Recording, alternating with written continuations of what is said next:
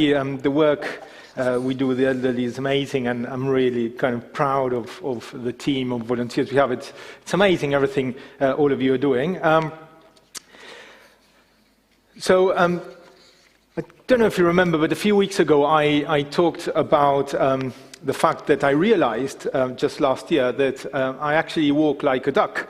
And following that sermon, I actually received quite a few emails from different people recognizing that they were also little ducks. And I think we're starting a little community of ducks who follow Jesus, and in a strange, funny little way. But it's nice just to realize that there's other people who recognize that they walk strange, as I do.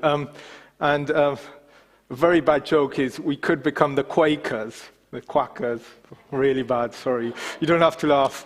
It's good to have Nico and Avril here who just celebrate whatever silly thing I say. But we are looking at the book of John together, and the first half of John is called or known as the book of signs, and because Jesus is doing all these signs where to prove that he's the Messiah, and John is just sharing specific stories so that people could kind of learn something from them. And we know that he did loads of miracles, and we know that he is the creator of the universe, so therefore he can turn water into wine, heal the sick, walk over water. So all of these things that he's doing, we know he can do because he's God, so he can do whatever he wants.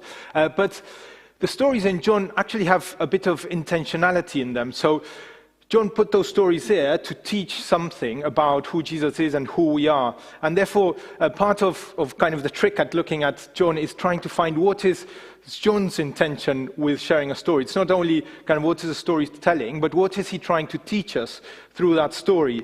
One of the themes we've been looking at is the theme of seeing and not seeing, of light and darkness. That's a very strong theme across John. So whenever people who aren't really following Jesus or know Jesus yet, they're usually in a setting of darkness, and then they get to meet Jesus, and Jesus is seen quite a few times as the light of the world. And that's something that's going to come in our passage today. So let's look at our passage. We are looking at John 6. Starting on verse 16, and I'm going to go reading it and sharing a few ideas as I read it. And it says, when evening came, first hint is evening came, it's going to get dark, his disciples went down to the lake. Where they got into a boat, and set off across the lake for Capernaum. By now, it was dark. So the first thing we notice here is that they are in a place of darkness, and that's something that John is trying to highlight. And Jesus had not yet joined them. A strong wind was blowing, and the waters grew rough. And again, in kind of biblical imagery, the rough waters, or the waters and the waves and the wind tend to kind of be images of chaos, of something that's out of order, something that's not right. So we have the disciples on a boat in the waves, and it's dark. So it's not the best setting. If you look at it kind of from a biblical perspective, they're not in a great place to be. And when they had rowed about 3 or 4 miles, so they'd been rowing in the darkness for a while, they saw Jesus approaching the boat, walking on the water, and they were frightened. And it's not clear why were they frightened. Were they frightened because they suddenly saw someone walking on the water, which, fair enough, I would be frightened, and I think most of us would have been frightened if you're in the middle of a storm in the boat and you suddenly see someone walking on the water. But I think also they were frightened because of the situation they were in. If it's very dark and there's waves and you're rowing and you don't know where you're going, you're going to be frightened, unless you're super brave, which I'm not. And then it says, but he said to them, it is I, don't be afraid. And the phrase, it is I, is the same phrase as we see across the Gospel of John. It's the same phrase as I am. So he says, I am the bread of life. I am all of these phrases that Jesus uses. And it's a strong relationship, obviously, with the name of God, who is I am who I am. So when he says, it is I, it's not just saying, hi, it's me, Jesus, the person you know. He's saying, it is I, it is me, it is God made man here with you. And then he says, don't be afraid. And actually the phrase, don't be afraid, is the phrase that's most used across the Bible. I can't remember where I got this information from, so it might be slightly fake news, but I read it. It says, don't be afraid 365 times in the Bible, which is actually lovely because of the 365 days of the year. But actually, it's definitely one of the big phrases we see in the Bible, don't be afraid. And that's what we're going to look into with a bit more depth. And then it says, then they were willing to take him into the boat, so accepted Jesus into the boat, good choice, and immediately the boat reached the shore where they were heading. And again, John is using this kind of language to say, well, once Jesus was on, then they were set on the right course, and they were going to where they were supposed to go. But basically, the passage is about these disciples who are lost, desperate, being pushed by winds and storms, and not being able to see where they're going. They're in a dark place. They're in a kind of very frightening place, because who knows if you'd survive a storm like that in those times. And they don't realize that Jesus is actually coming to them, walking to them. And when they see him, they hear him say, don't be afraid, it is I am here with you.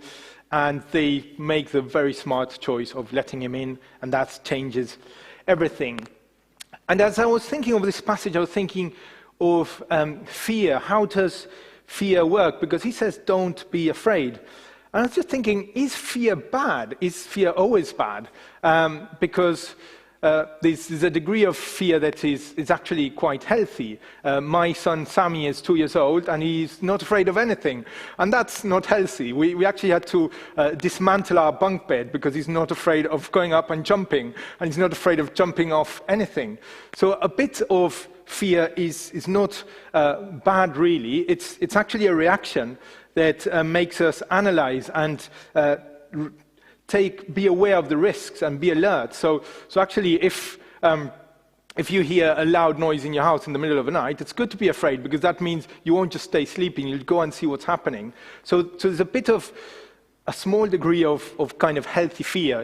It's kind of a natural reaction. I'm not a psychiatrist, but someone could explain that much better than I do.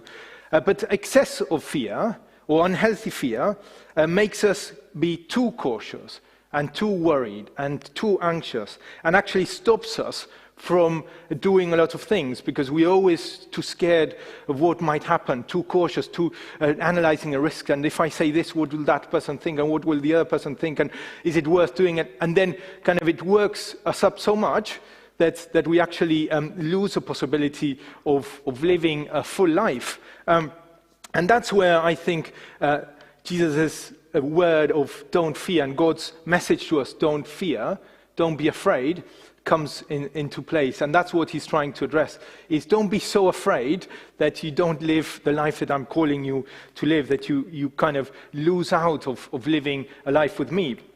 Because actually, in another verse in the Bible, we find that it says that perfect love casts away fear, because perfect confidence in God casts away that fear.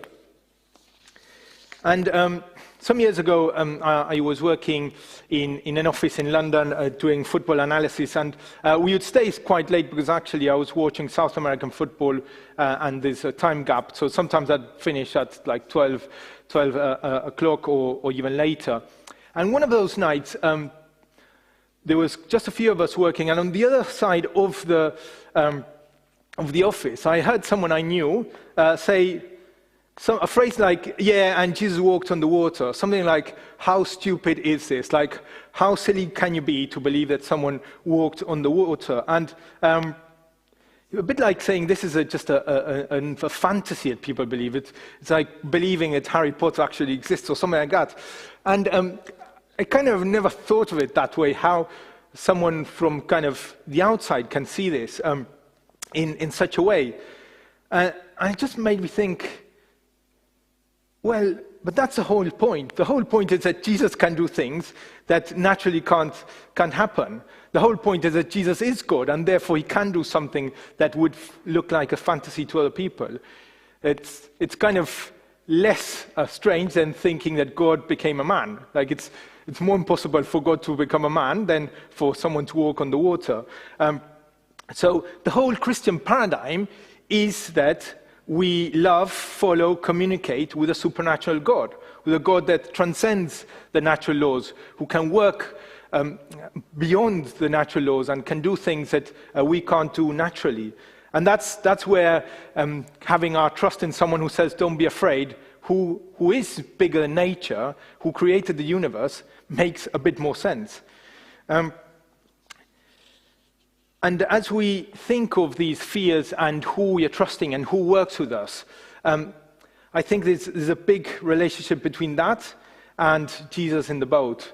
Because the disciples had a choice, either to let Jesus on the boat or not.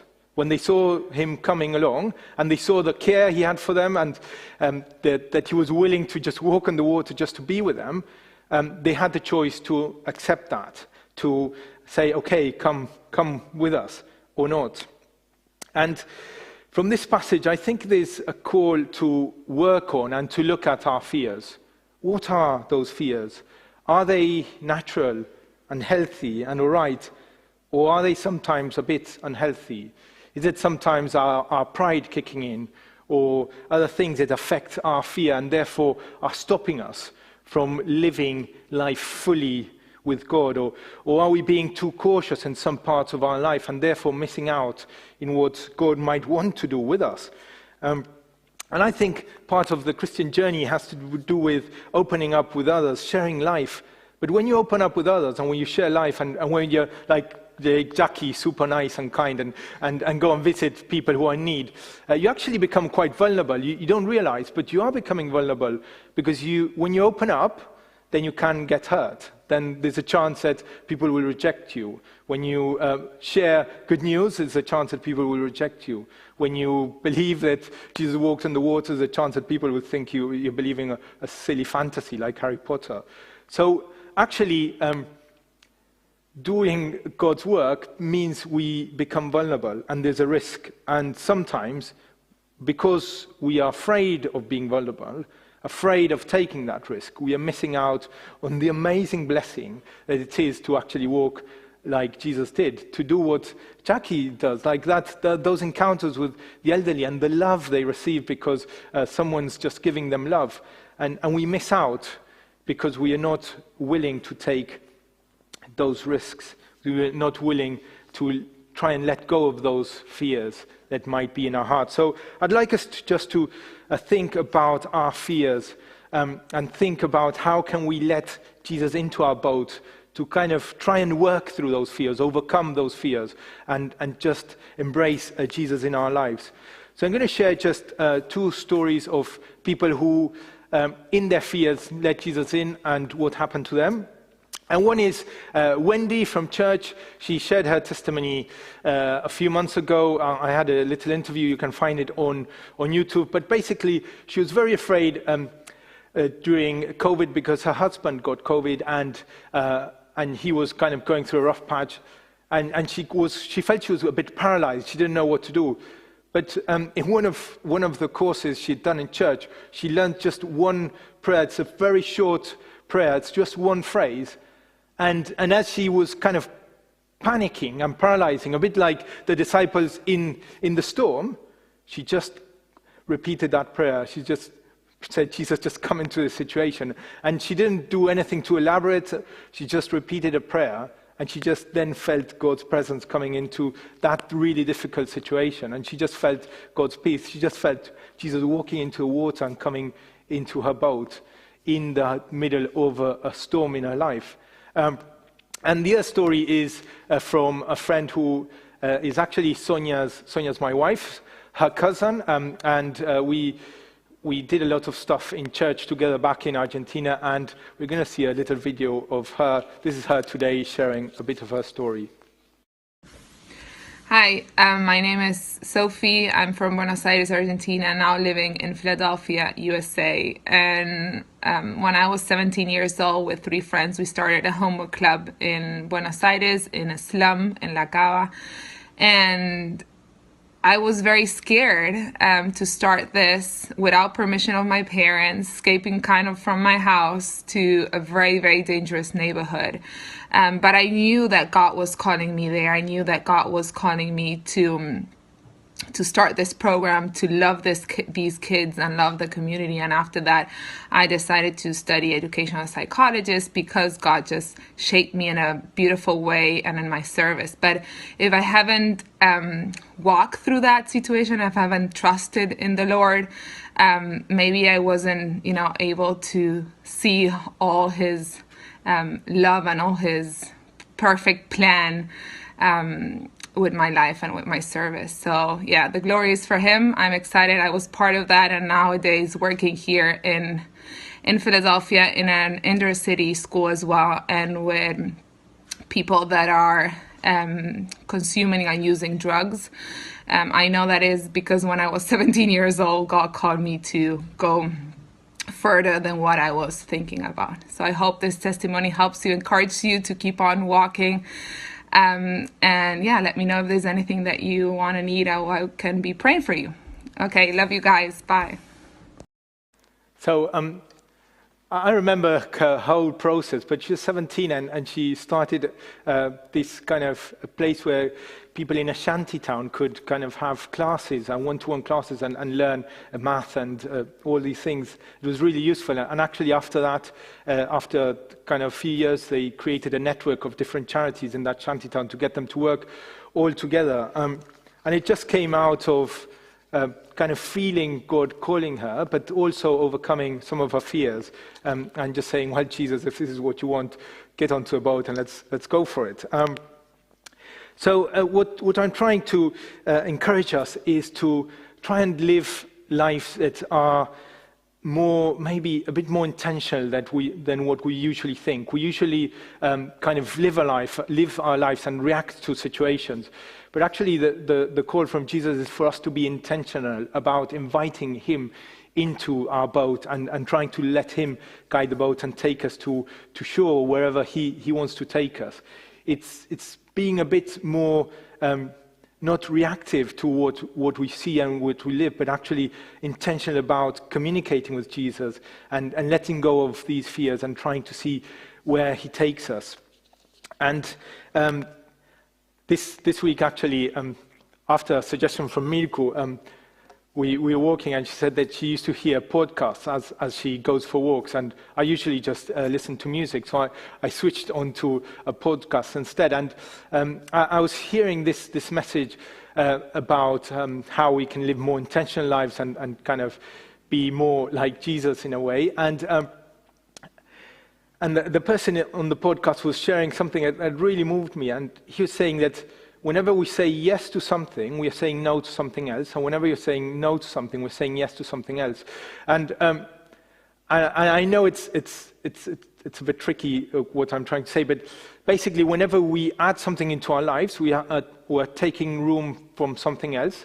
And whenever we add a lot of stuff in, then we're leaving the rest of the things that might be more important in a secondary place, because unintentionally we're just giving room to all of these things. So they were saying about how important it is to say no to certain things, to say yes to others. And the image they gave was a bit like if your day, 24 hours, was like a suitcase you're going to take on holidays, then if you have a suitcase, especially if you're traveling low cost, there's a suitcase with a certain amount of space, certain amount of weight you can put in, and that's what you take. No matter what, that's what you're going to take. So then you choose what is the most important things you're going to put in, and then you add the rest. And if it's more than what you can fit in, you start taking things out, but leave the essentials in there, in that suitcase, because you know this is what I'm going to take. And obviously, if you're traveling, you'd go first for the essentials. And with our life, actually, we don't do that. We don't kind of work that way. We just kind of live our lives. We just continue living. And I think this passage and thinking of Jesus going onto the boat should move us to think, well, what are the essentials? What am I giving room to, and what am I living out?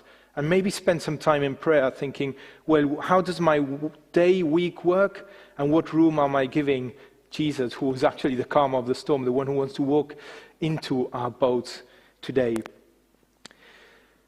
So I'm going to just invite us now to have a time of response and prayer and think about these things together.